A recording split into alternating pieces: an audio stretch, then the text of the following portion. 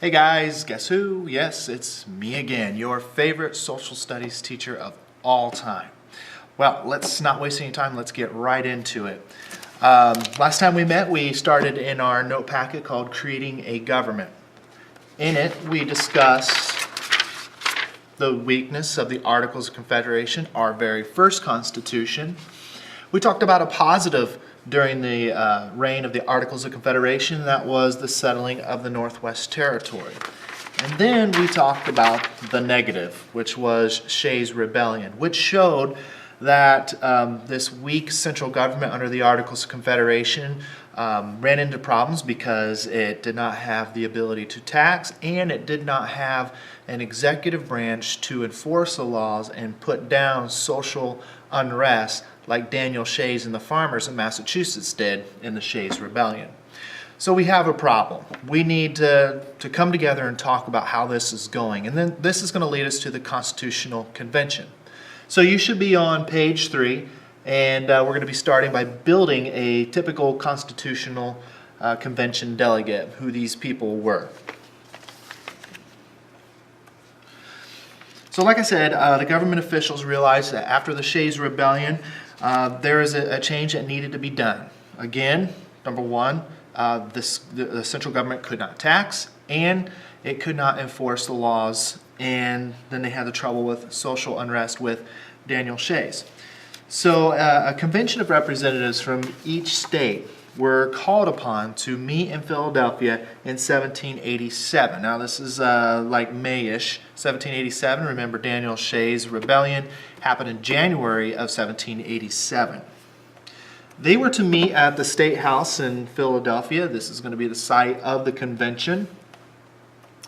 Here's a shot of the inside of the room where they met, where the convention took place. You might recognize this in the movie National Treasure, the first one, where they were trying to steal the Declaration of Independence. This is also the room where the Declaration of Independence was debated and signed. Now, 74 men were asked to be at this convention. However, only 55 delegates are going to be able to show in Philadelphia. You may have seen this painting done of the Constitutional Convention, where you have the President of the Congress, which is George Washington, and you have Ben Franklin over here, and James Madison. You have a lot of the famous people that we're used to talking about here. So who's at this convention? Who are these people? What on average, what are they like?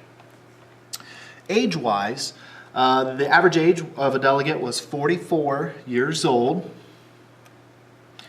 Now, looking at the oldest and the youngest person, Ben Franklin from Pennsylvania was the oldest person at 81 years old.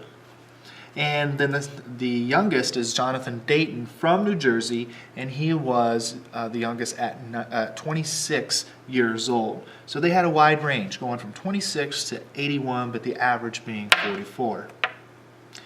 Now let's look at their experience. A typical delegate, most had some experience as politicians in their states in the first place, so they were used to this. Actually, many of them, or 40 of the 55 delegates, had already been members of the Continental Congress, the Congress that brought us the Declaration of Independence. So these are the men that the Americans trusted in declaring independence. These are going to be mostly made up of the men who's going to lead us in changing our Constitution to make it better. Now, what jobs do these men typically hold? 34 of the 55 were lawyers, but not just lawyers. It also included soldiers and planters, teachers, ministers, doctors, financiers, and merchants. Now, if you take a look at the wallet of these gentlemen, most were very wealthy, and many, especially from the southern colonies or southern states, are going to be slave owners also. And this is going to end up being a big controversy at the Constitutional Convention as we go forward. And race, obviously, all the delegates were white men. Now, who's going to be left out of this process at the convention? Who does not have representation? None of the delegates are going to be African American, Hispanic, women, or anyone who is poor. So that's a look at what a typical delegate looks like at the Constitutional Convention. All right, now let's take a look into the convention itself, and you will want to then move on to page 4 of your packet. So of the convention, only 12 states of the 13 are going to show up. Rhode Island, remember, who shot down Robert Morris's import tax, is the same colony, the smallest colony that's not going to show up at the convention. Kind of a thorn in the side of everybody here, with Rhode Island refusing to send any delegates to the Constitutional Convention. They feared that all they were going to do is create a strong and powerful central government, and they did not want to have any part of it. So the delegates here in Philadelphia had two choices to make. They could, number one, just go through and revise or fix the Articles of Confederation, or they could scrap it all together and write a totally new form of government. So the Articles of Confederation, their form of government with one legislative branch and a weak central government, really basically only lasts for 7 to 8 years, and we can see that it has a lot of troubles because there's a lot of things it did not have the power to do.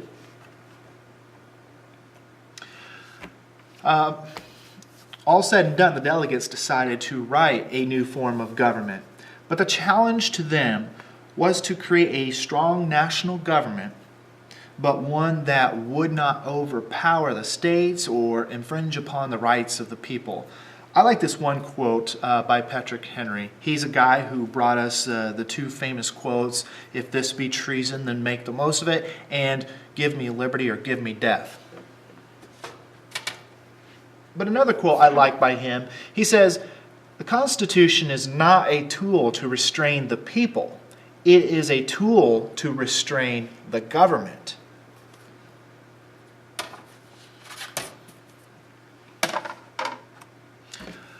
So the Constitutional Convention was held in the summer of 1787, again the summer right after the Shays' Rebellion, in the city of Philadelphia, or Brotherly Love. It is the capital of the United States of America at this time. Take another look at the actual building here. And through this picture in here, because this is where the Constitution sits today in the National Archives in Washington, D.C. Now, we're not going to go here, unfortunately, on the D.C. trip, because typically the lines are 2 to 3 hours long just to see these amazing documents here. So, unfortunately, we won't be there. Again, another painting, another famous painting done of the Constitutional Convention, again with George Washington in the forefront, and again you have Ben Franklin here. So again, there were 55 delegates at the Constitutional Convention. These delegates were sworn to secrecy, so they could talk freely, and Washington, being the president of the convention, took this very, very, very seriously.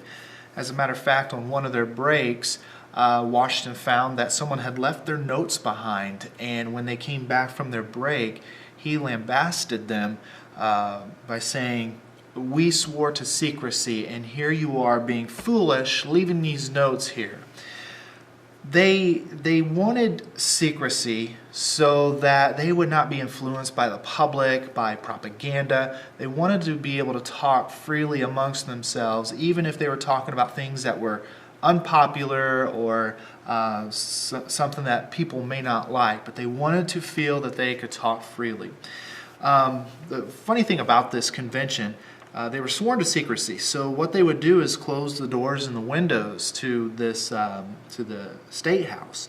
And on record, to this point, it is the hottest summer, and so these men were suffering inside this convention room, but they kept the windows closed because they wanted that absolute secrecy. Some people of the Constitutional Convention. James Madison, he is going to read more than 100 books in preparation for the convention. He studies long and hard all of the governments of the world since man has been on earth to see what could work, what could be unique, what could last the test of time. Two gentlemen who were not at the convention that a lot of us are probably wondering is Thomas Jefferson and John Adams. They're not at the convention because they are overseas acting as ambassadors for the United States. Jefferson was in France and John Adams was in England. And lo and behold, these two are going to be ultimate rivals, especially in the 1800 presidential election. Our man Patrick Henry is going to absolutely refuse to attend the convention because he smelled a rat. He thought that they were heading back into a monarchy, and again, he wanted no part of that whatsoever. As I told you before, George Washington, there's the applause. George Washington comes out of retirement to lead this convention.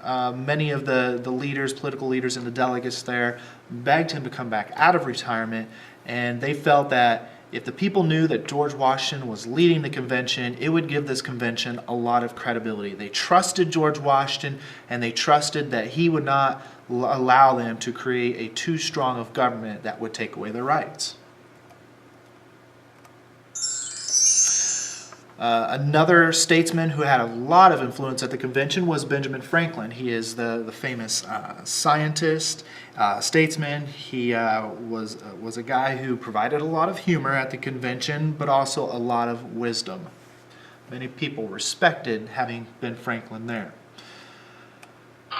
James Madison, who studied for this convention, who came up with some ideas that ended up being basically the foundation for the Constitution. James Madison is going to be known as the father of the Constitution because his ideas was, again, the foundation.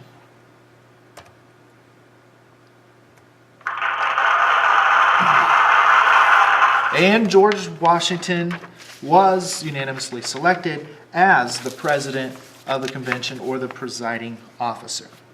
So at this convention, after they decide that they are going to write a new form of government, there's going to be a lot of issues that they're going to have to work out, and that's going to lead us to compromise. Let's take a word at the word compromise. Take a look at the word compromise. It's a noun, a settlement of differences in which each side makes concessions or gives in a little to come to a result which both solves a problem. And the three major compromises we're going to look at the convention were, number one, the Great Compromise, number two, the Three-Fifths Compromise, and number three, the Trade Compromise. So right off the bat, the major debate was over how are we going to set up the legislative branch. There's going to be a major battle between small states and large states or big states. Now, I'm not talking about square mileage. What I'm talking about is population. The small populated states versus the big populated states. That's where the first debate is going to come down. So several states are going to submit their plan for the type of legislature they want. There were two major plans. They were the Virginia plan and the New Jersey plan. Both of these plans calls for three branches of government. So unlike the Articles where there was just one branch, we now are looking at three branches of government. So let's take a look at the Virginia plan. The Virginia plan is going to be based proportionally or proportional, which means that representation is going to be based on population or how many people are living in that state. The Virginia plan, which was basically the mastermind of James Madison, was to make the legislative branch into two houses. This is called bicameral. Bi meaning two, cam meaning chamber. Madison's plan was that we would have two competing chambers so that no one chamber would become more powerful than the other, because there was, by design, going to be given a lot of power to this legislative branch, or to Congress as we know it today. And in the Virginia plan, though, they stated that they wanted both houses to be assigned representatives based on their population. Of course, this is going to make the largely populated states pretty happy, because they're going to end up with more representation, therefore more power.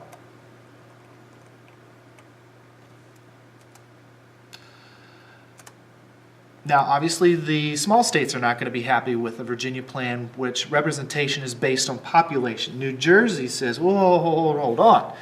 Now, what about us little guys? Well, the New Jersey plan does not have the bicameral House or bicameral legislature. They were just calling for a one-house legislature. But here in the New Jersey plan, they wanted equal representation. Each state is going to have the same number of votes regardless of the population. They felt that this would give small states just as much representation as the largely populated states. So now we have a battle. Do we have representatives based on population, or should it be equal? And how can we get the two sides to come together? I mean, right here at this point, delegates were about ready to walk out on the convention. So this leads us to the Great Compromise. Another name is the Connecticut Compromise, which was presented by Roger Sherman of Connecticut. So let's take a look at the Great Compromise. They decided that the legislature would indeed have two houses. So they're going to take the idea of the Virginia plan with a bicameral Congress.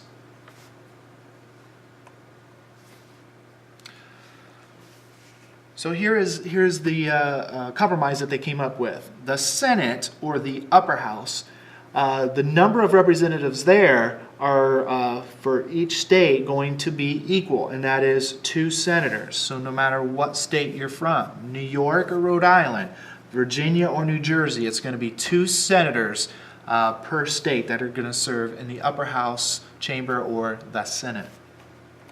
Now the lower house is called the House of Representatives. This was going to be based on population.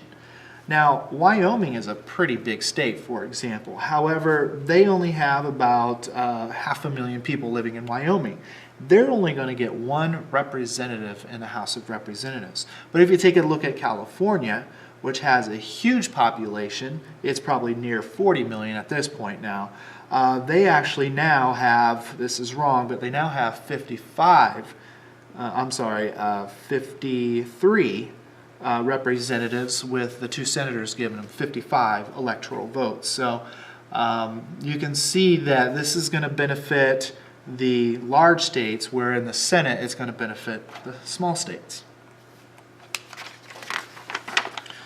All right, just another visual to break this down. Our Congress, the legislative branch, the law-making body of our country, is broken down. It is bicameral. It has 2 chambers. The upper chamber is the Senate. Today, it has 100 members because we have 50 states, and every state has an equal number, and that is 2. The lower house, the House of Representatives, has 435 members. Again, this is going to be based on the population. And here is a map breaking down the total number of representatives in Congress. Obviously, you're going to see California is going to have a lot more than Indiana. Texas is going to have a lot more than Kentucky. And these numbers also play into the fact for the Electoral College, as we discussed earlier. All right, so you have a page in your note packet, page number 4, that looks just like this slide. And so you're going to want to maybe pause the video to make sure you get this all written down. But I'll go through it one box by one box to help you fill this out. So in review, the Virginia plan is calling for a 2-house or bicameral legislature. The number of people in the Congress are going to be set by population. This is good for the big states. The small states say, hold on, we don't like this.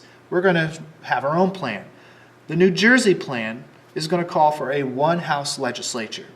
And its representatives are going to be based on equal representation, meaning each state is going to have 2 representatives regardless of the size. So we're at an impasse here. Do we go with population or do we go with equal? Is it proportional representation, equal representation? Well, they decided to split our legislative branch into 2 chambers. We have the Senate, we have the House of Representatives. Again, this is bicameral. So the upper house is going to be based on equal representation. Each state gets the same number of votes.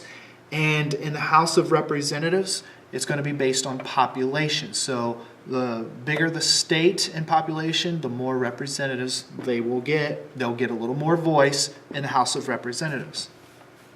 Again, if you need to, pause this video so that you can get the screen down and the notes written on page 4. All right, so we resolved that issue. That could have been a close one. That almost ended the convention right there. But now the next major issue is going to be how we're going to decide on slavery. Are we going to count them for population and for the purpose of taxation? So this is now going to come down to a battle between the northern states and the southern states. The compromise that saves the convention on this issue of slaves, how do we count them for taxation representation, is going to be settled by the 3/5 compromise. Here's the problem. Should slaves be counted as population for taxes and or determine representatives in the legislature? Here's what the North wants. The North wants slaves not to be counted to determine representatives, because that would just give the South more representation, therefore more power. However, they do want the South to count slaves for the purposes of taxation. After all, slaves are property and you need to pay tax on property. And on the opposite side, you have the South. They want the slaves to be counted to determine representation in Congress, because this will just give them more power through more representation. However, they do not agree with the idea of counting slaves for purposes of taxation, because they were human beings. That was their argument at the time. So we're now at an impasse between the non-slave states and the slave-holding states. So we come up with a 3/5 compromise. The compromise made was to count slaves as 3/5 of a person. This was going to be used for taxes and to set up the number of representatives in Congress.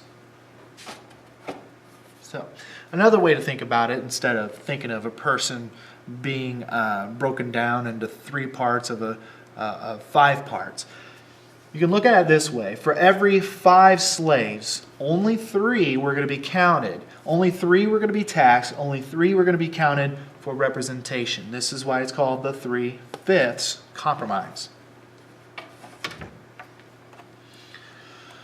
All right, and another source of contention for these delegates at the convention was the slave trade. The northern states had agreed to do nothing about slave trade until 1808, 20 years later. It came to a point in the convention where the southern delegates, after they laid down the foundation for the Great Compromise, after they had laid down how they were going to count slaves for representation and for taxation, Southerners were about ready to walk out when the northern state says we should get rid of the slave trade. And the Southerners were ready to walk out. But the Northerners kind of just kicked the can down the road by saying, okay, we won't do anything for another 20 years. And so the Southern states then agreed to allow the national government to watch over or to regulate the slave trade. So in compromise, no state gets everything that they want, but they write a constitution that they thought would work overall and appeal to most people. All right. Now, the next section of our notes is the Federalists and the Anti-Federalists.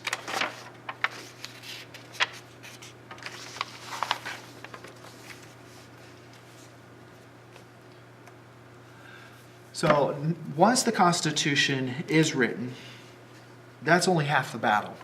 They have to go, the Constitution has to go through the rigorous process of being ratified or approved on the state levels. So each state is now going to hold a ratification convention to vote yes or no on this new Constitution. So they can vote for it or they can vote against it.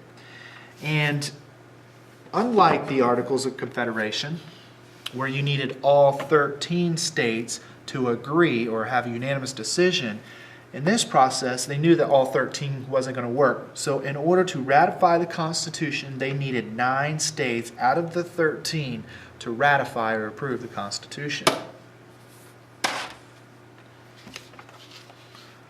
With the Constitution, we have a government that is set up as a federalist government, or federalism. And this is a system of government in which power is going to be shared between the national government and the state governments. So right away, 2 groups are going to go out and propagandize, campaign for and against the Constitution during the ratification process. One group was the Federalists, who agreed with this idea of federalism in the Constitution, so they were for, or yes, for the Constitution. The Anti-Federalists, just as the prefix would suggest, did not want the Constitution. They were afraid that it would lead to a strong central government, one that would take away rights of the people. So the Federalists are like, yes, everyone, go out and vote for it. This is the best plan available. Now, on page 7 of your note packet, you have a T-chart of Federalists and Anti-Federalists. We're going to look at some of the arguments for the Federalists and why they supported the Constitution. Number one, they did support taking some of the powers from the states and give it to the national government, because under the Articles, where states had a lot of the power, it just was weak and ineffective. Number two, the Federalists wanted to divide the power among the different branches of government. So you have the legislative branch, judicial branch, and the executive branch. Now, these branches were to be co-equal, meaning they would all have the same amount of power. The Federalists wanted a single person to lead the executive branch. They thought if we had too many co-presidents, that the executive branch would be inefficient and ineffective and then weak and not able to enforce the law. They felt that it was better that one person make the hard decisions and make them quickly.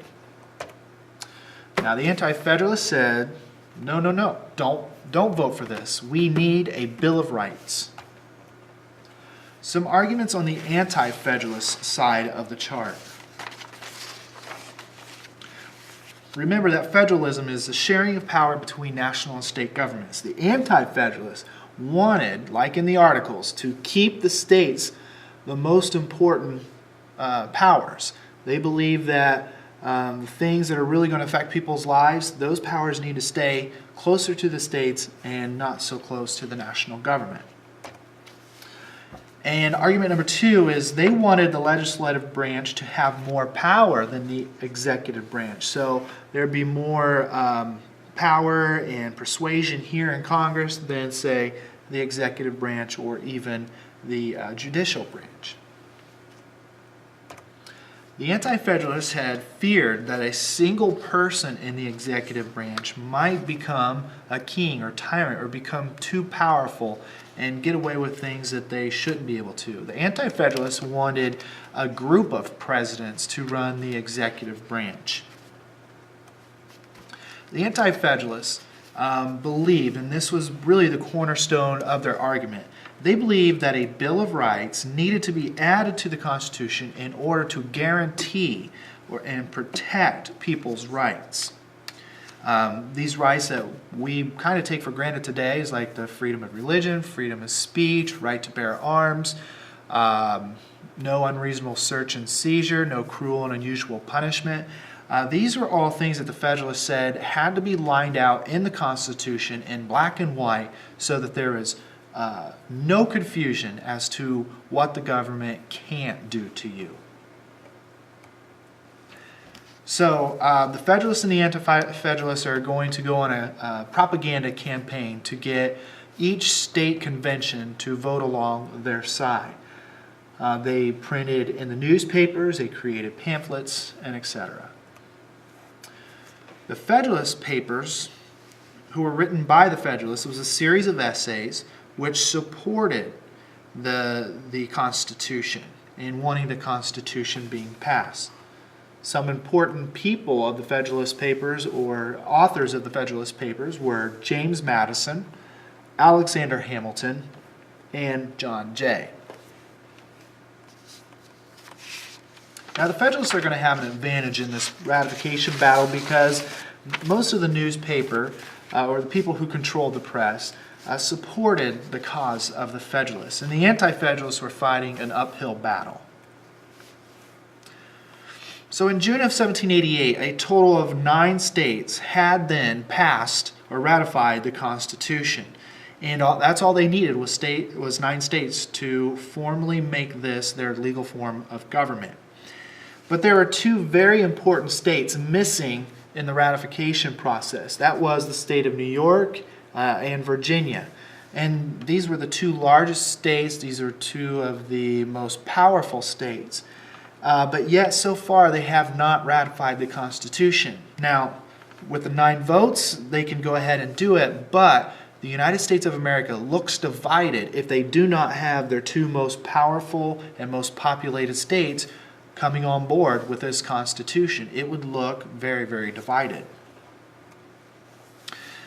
And there were 2 important Virginians who fought the ratification of the Constitution. They were George Mason and again Patrick Henry were against the Constitution. They said if we were to ever support this, there must be a Bill of Rights in this Constitution. So after the Federalists appease Virginia and New York and say, hey, if you go ahead and ratify this, we will at a later time go ahead and add a Bill of Rights to make your side happy. So that then leads New York and Virginia to pass the Constitution. The only state left then is going to be Rhode Island, who never even showed up at the convention, but they, in order to look united with the other states, did officially ratify it in 1790 so that the United States of government looked like a unified country. So the Bill of Rights. It is the first 10 amendments to the Constitution that's going to ensure personal rights for each U.S. citizen. And in our next note packet, we're going to dig deeper into the Bill of Rights and learn what each one is. So, our Constitution is ratified, and now we just have to hammer out some details with the Bill of Rights. And when we meet again, we'll talk about what makes our Constitution unique.